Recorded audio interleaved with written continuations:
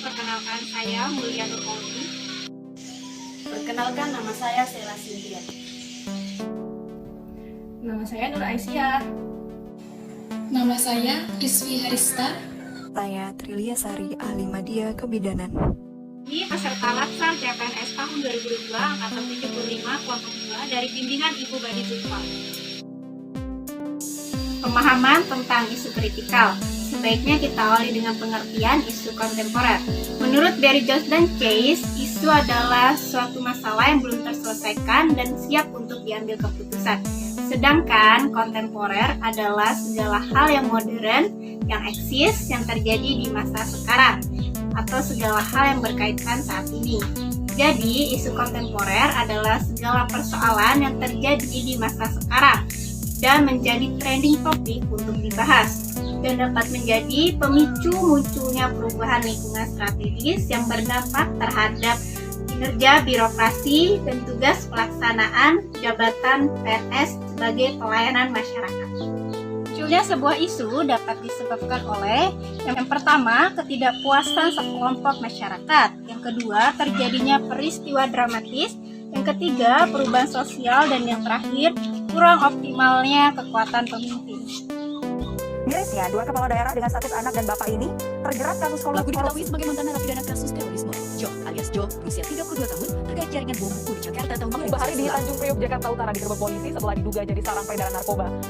28 orang beserta barang bukti langsung dibawa ke Polres Jakarta Utara untuk penyelidikan lebih lanjut.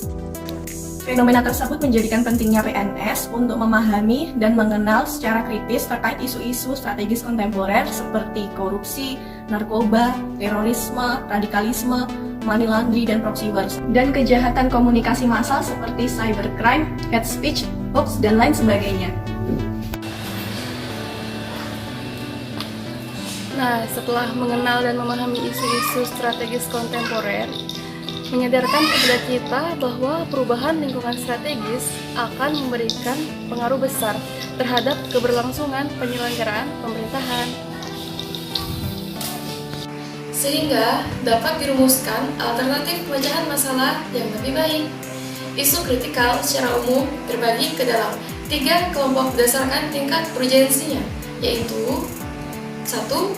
Isu saat ini atau current issue merupakan kelompok isu yang mendapatkan perhatian dan sorotan publik secara luas dan memerlukan penanganan sesegera mungkin dari pengambil keputusan. 2. Isu berkembang atau emerging issue merupakan isu yang perlahan-lahan masuk dan menyebar ke ruang publik, dan publik mulai menyadari adanya isu tersebut.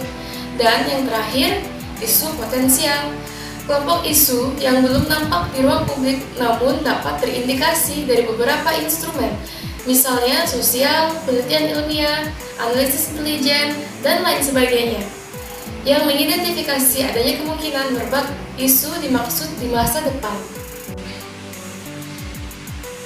Pendekatan dalam memahami apakah isu yang dianalisis tergolong isu kritikal atau tidak adalah dengan melakukan isu scan, yaitu teknik untuk mengenali isu melalui proses scanning untuk mengetahui sumber informasi terkait isu tersebut melalui media scanning atau penelusuran sumber-sumber informasi isu dari media seperti surat kabar, majalah, publikasi, jurnal profesional, dan media lainnya yang dapat diakses publik secara luas.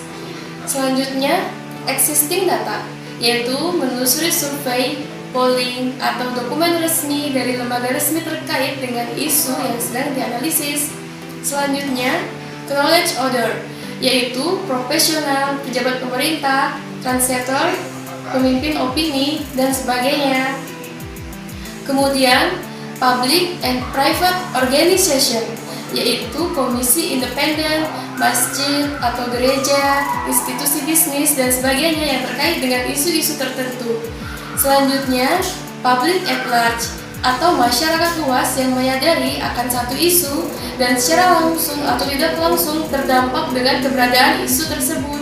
Setelah memahami berbagai isu kritikal yang telah dikemukakan, selanjutnya perlu dilakukan analisis, yaitu bagaimana penyelesaian isu tersebut. Untuk itu, di dalam proses penetapan isu perlu dilakukan cara, yaitu ada 2 cara. Cara yang pertama adalah tahapan pra-analisis dengan cara identifikasi isu dan deskripsi isu. Cara yang kedua selanjutnya menilai isu dengan teknik analisis berikut. Teknik yang pertama adalah teknik akapel, di mana teknik akapel menetapkan rentan penilaian 1-5 pada kriteria. Kepanjangan dari akapel adalah aktual, yaitu sedang hangat dibicarakan, diperkirakan agar segera terjadi. K adalah layak, yaitu menyangkut hajat hidup banyak orang. P adalah problematik, yaitu memiliki masalah yang berkompleks. Dan L adalah layak, yaitu masuk akal, realistis, relevan, dan dapat dimunculkan inisiatif pemecahan masalahnya.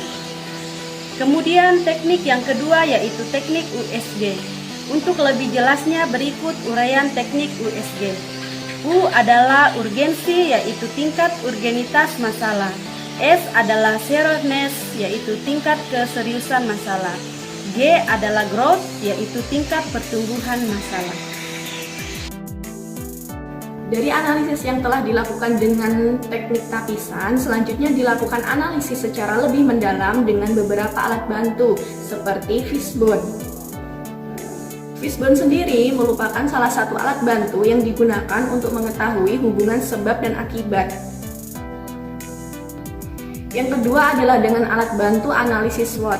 Dengan alat bantu analisis SWOT, kita akan mengetahui apa saja yang termasuk ke dalam strength atau kekuatan, kemudian weakness atau kelemahan, dan opportunity atau peluang, serta threats atau ancaman. Sehingga kita bisa mengetahui mana yang harus dimaksimalkan dan mana yang harus diminimalkan. Alat bantu yang ketiga adalah mind mapping. Dengan mind mapping, kita dapat melakukan pemetaan pikiran.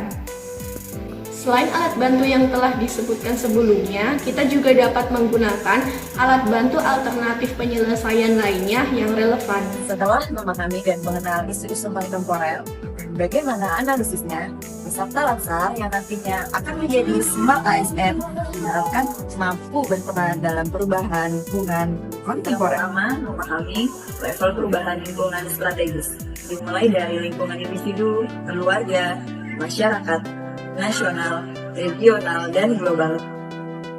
Selanjutnya yang kedua, mengajak untuk mulai membenahi diri sendiri dengan segala kemampuan, dengan mengembangkan berbagai potensi yang telah dimiliki, mempersumberkan ideologi bangsa. Selanjutnya yang ketiga, bisa mendorong perubahan cara pandang masyarakat. Yang keempat, membangun budaya yang lebih baik sekaligus menjamin keberlangsungan hidup. Dan yang terakhir, mengenal serta menanggulangi isu-isu kritikal saat ini.